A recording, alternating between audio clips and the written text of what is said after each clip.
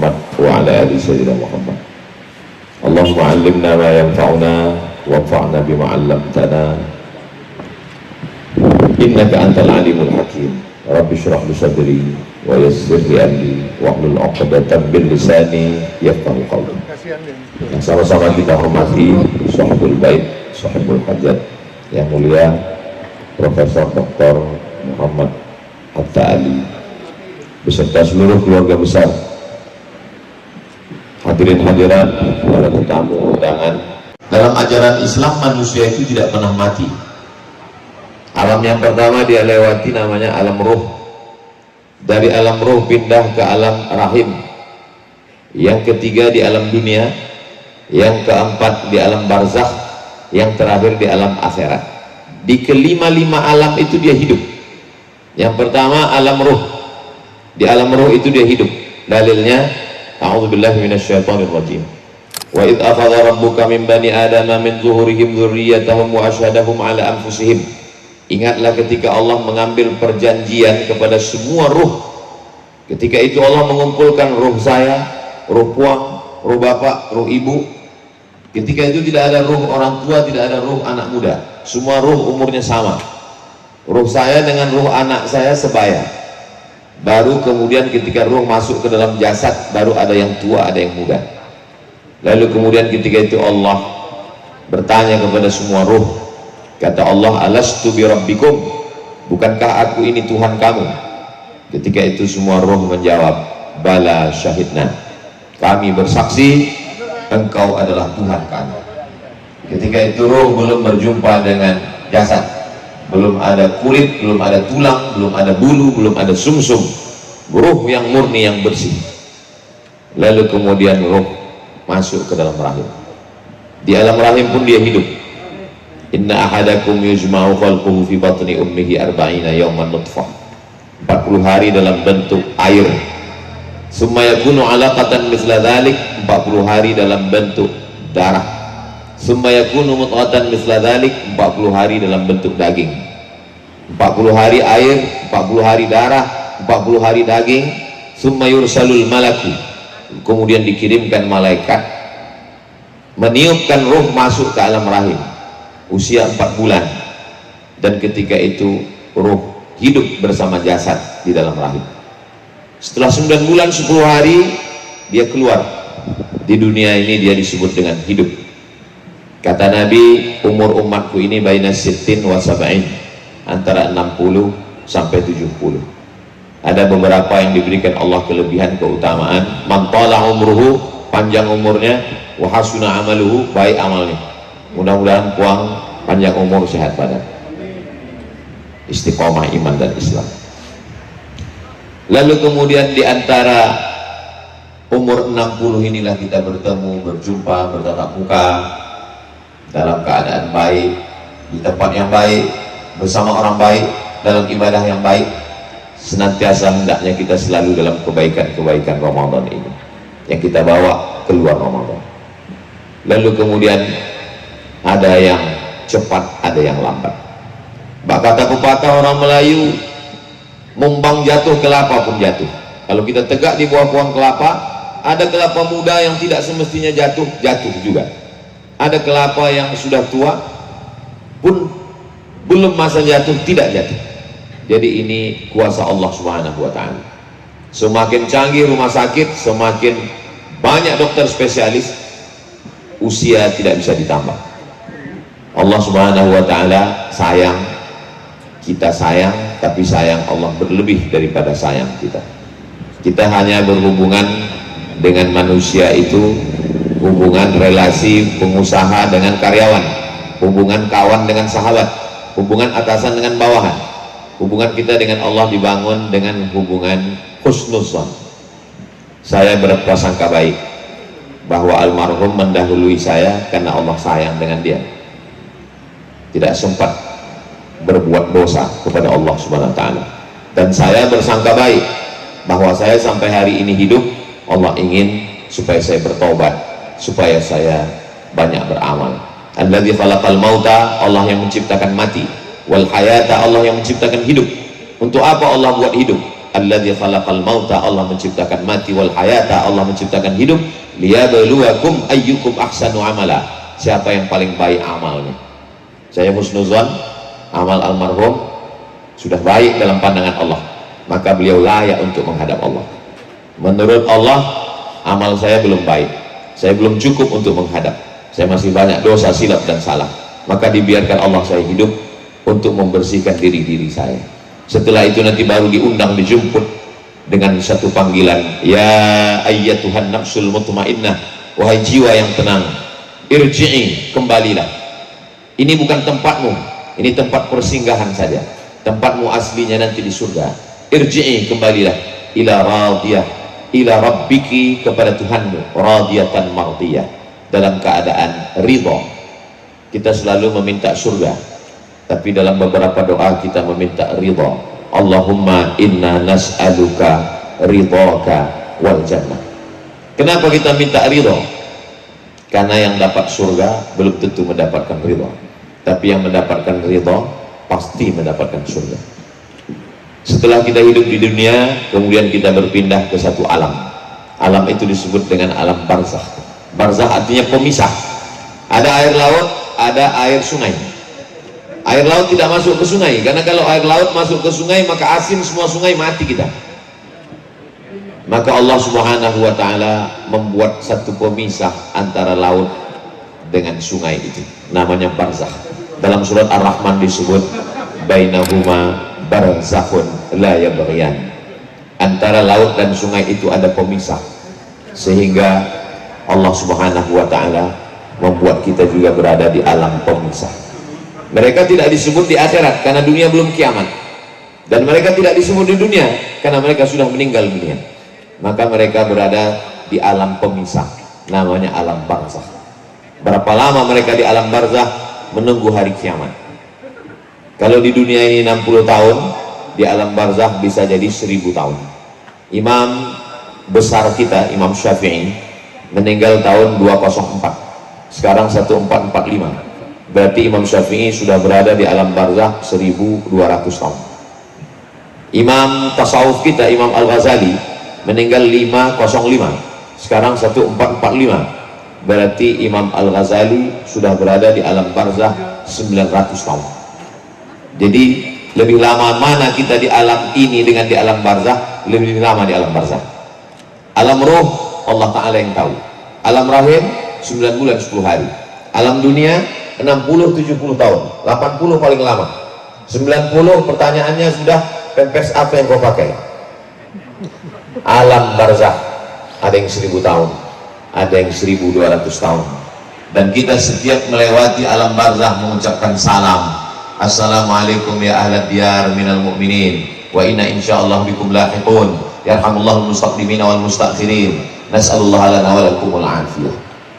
Walaupun kita tidak kenal dengan siapa yang berada di pemakaman Baqi, di pemakaman Uhud, di pemakaman Ma'la di Makkah, kata Nabi, kalau engkau lewat di pemakaman, ucapkanlah salam.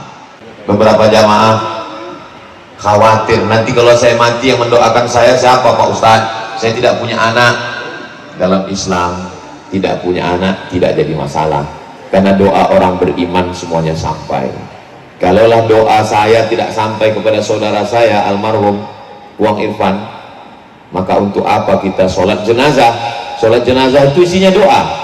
Allahumma fillahu warhamhu wa'afihi wa'fu anhu wa akrim nuzulahu wa wasi' madkhalahu wa aghsilhu bil ma'i wal thalji wal barad wa naqqihi minal khataaya kama yunqqa thawbul abyadu minad danas wa abdilhu daran khairan min darihi wa ahlan khairan min ahlihi wa qih min fitnatil qabri wa adzabil nar.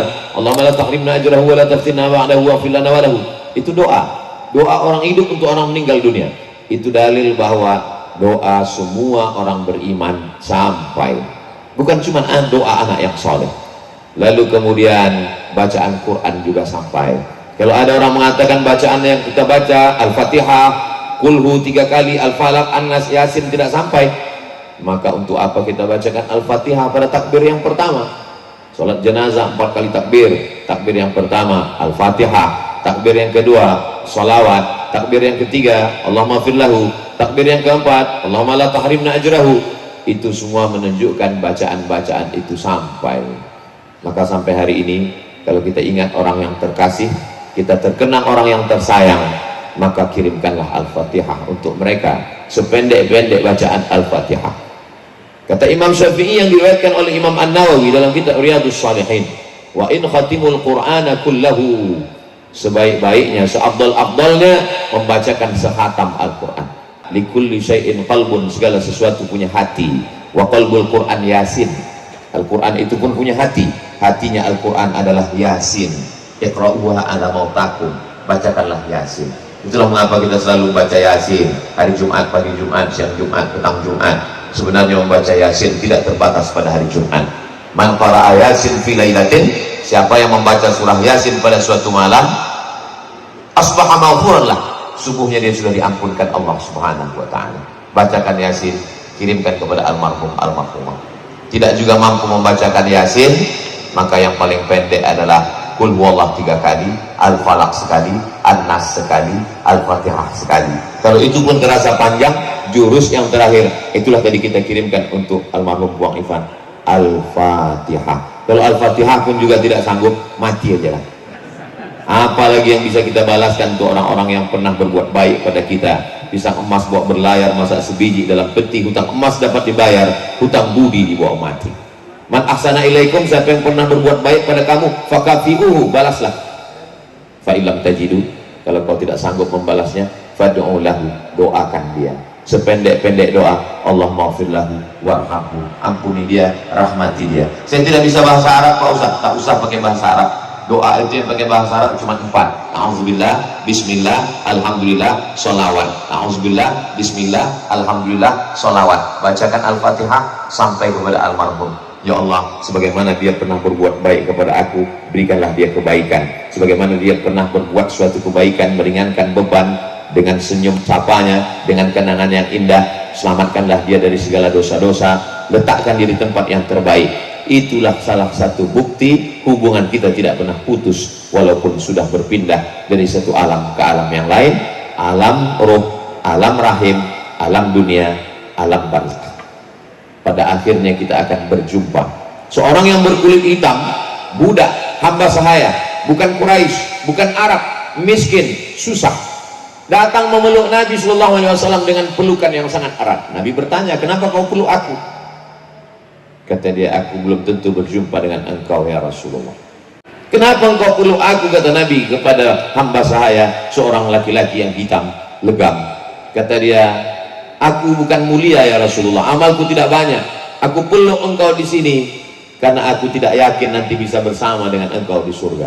Lalu keluarlah hadis Nabi. Apa kata Nabi? Almar'u ma'aman ahab, orang akan bersama dengan siapa yang dia cintai. Kalau ada cinta dalam hati kita, kita akan bersama. Kalau kita sudah benci dengan orang, jangankan orangnya, namanya pun disebut, kita sudah mual, kita tak suka. Tapi kalau kita suka dengan orang, apapun rintangan, kita akan tetap datang. Termasuklah pertemuan kita petang ini karena kasih dan sayang. Kalau ada kasih di hati kita, jauh pun menyeberang pulau, tak terasa. Bapak Ibu yang dimuliakan Allah Subhanahu wa ta'ala, maka kita pupuk kasih sayang.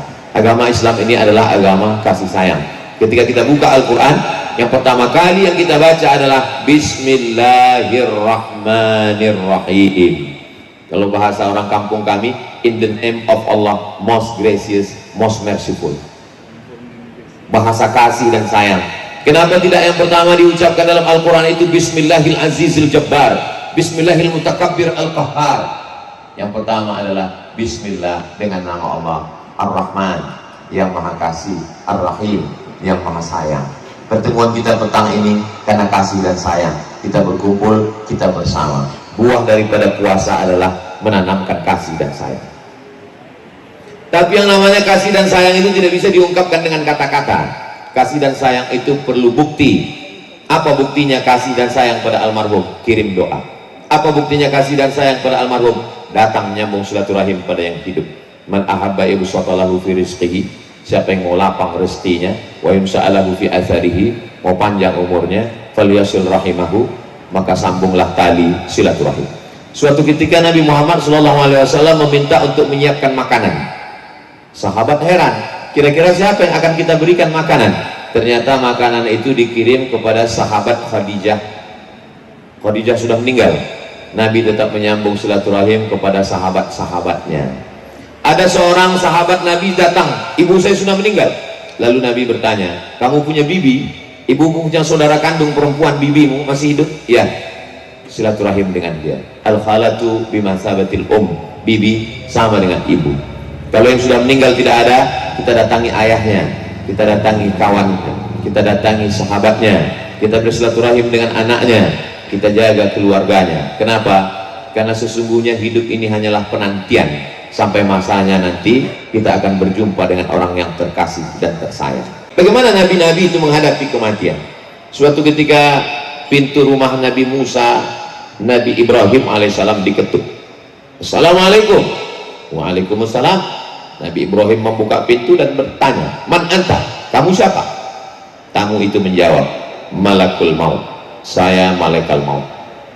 Kalau nabi-nabi itu memang begitu levelnya. Malaikat maut itu salam dulu. Kalau begitu kan nggak ada salam. La salam wala kalam, main cabut aja langsung. Man anta? Kamu siapa? Kata malaikat maut, saya malaikat maut. Mada turidu? Apa yang kau inginkan datang ke rumahku? Kata malaikat maut, uridu an aqbidha ruhak. Aku mau mencabut nyawa. Lalu kata Nabi Ibrahim alaihissalam, hal yaqbidu khalilun khalilahu? Apakah ada kekasih yang sampai hati mencabut nyawa kekasihnya? Aku ini khalilullah, aku ini kekasih Tuhan. Apakah ada kekasih yang mau mencabut nyawa kekasihnya?